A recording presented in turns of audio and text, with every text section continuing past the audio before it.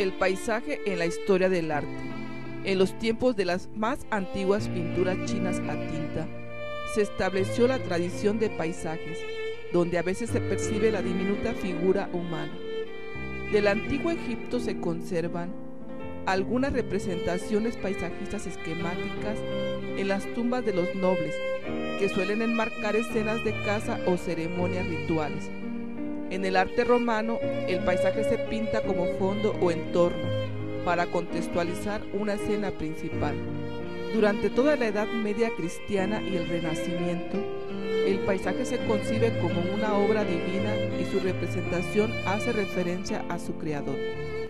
Giotto fue el primero que abandonó los precedentes modelos bizantinos, sustituyó el fondo dorado de las imágenes sagradas por escenarios de la realidad.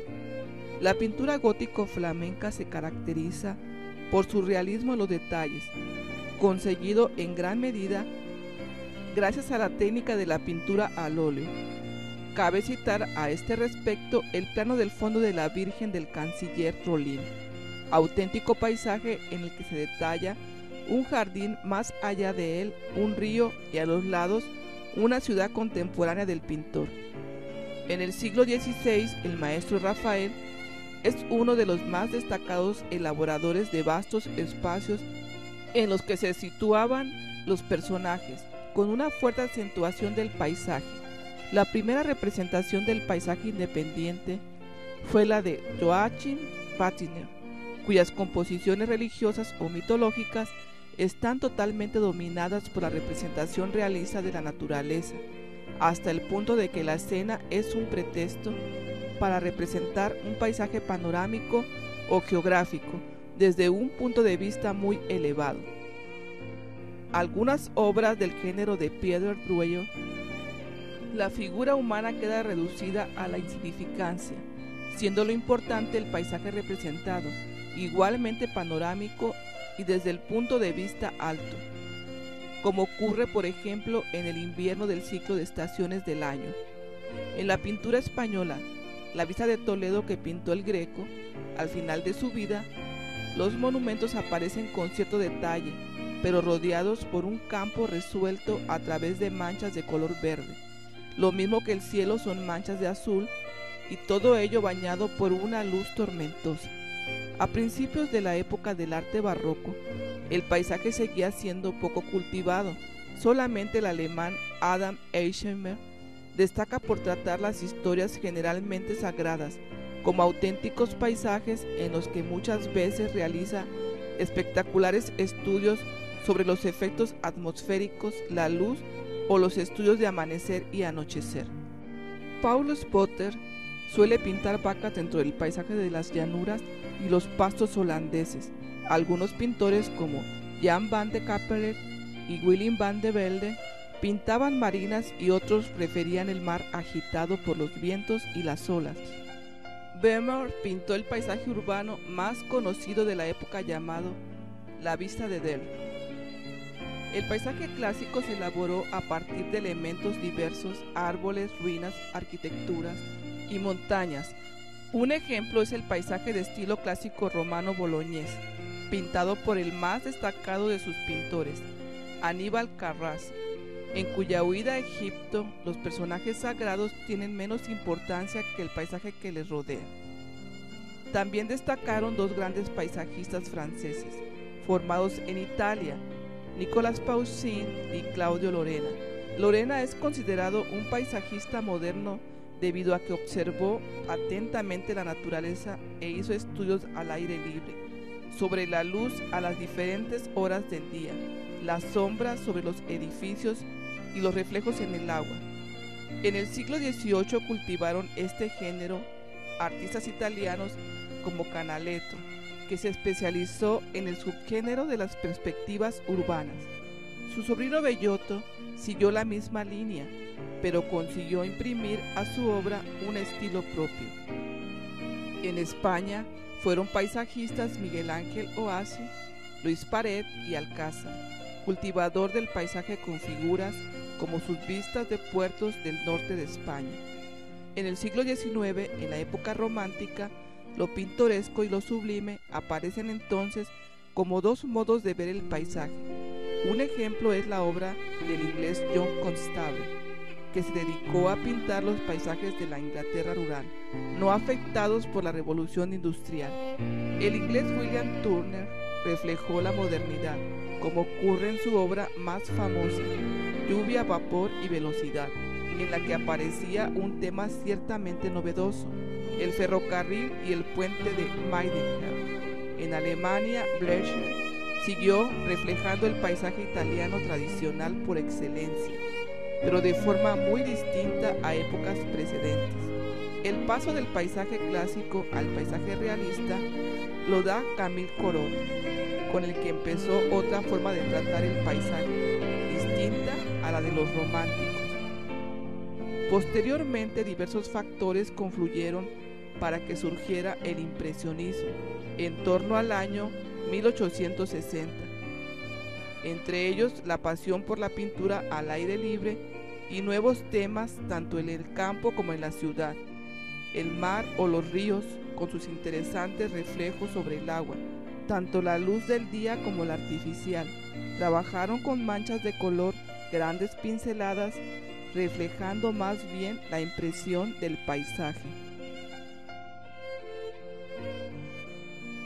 La obra emblemática de este movimiento fue Impresión Sol Naciente, en 1874, de Claude Monet.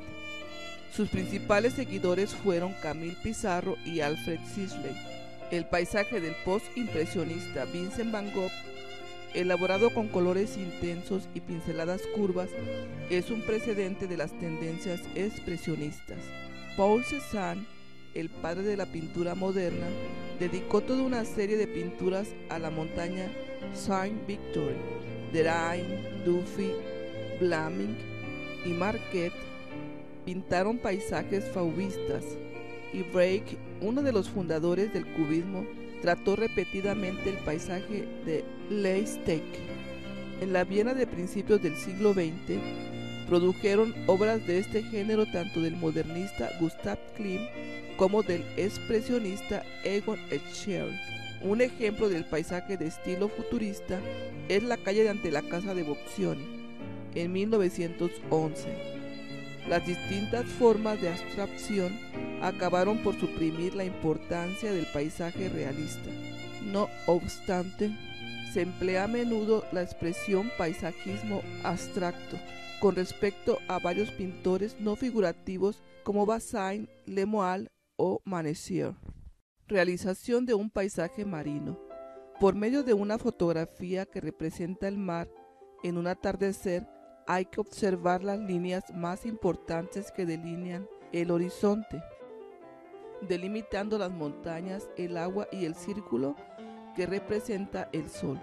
Básicamente se trazará el horizonte mediante esas formas observadas, que servirá de base para dibujar el paisaje.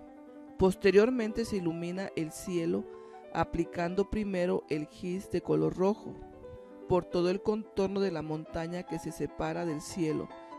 Inmediatamente se aplica el gis amarillo encima del rojo y en el resto del espacio del cielo, integrando los dos colores utilizando el dedo para el difuminado, y así lograr el sombreado en una forma homogénea, en matices claros y oscuros de color naranja. La luminosidad del sol se logra con un gis de color blanco, que se aplica en forma circular. Tomando un gis de color azul oscuro, se sombrea la montaña que delimita el horizonte del mar, difuminando con el dedo para que no quede ningún espacio en el blanco del papel.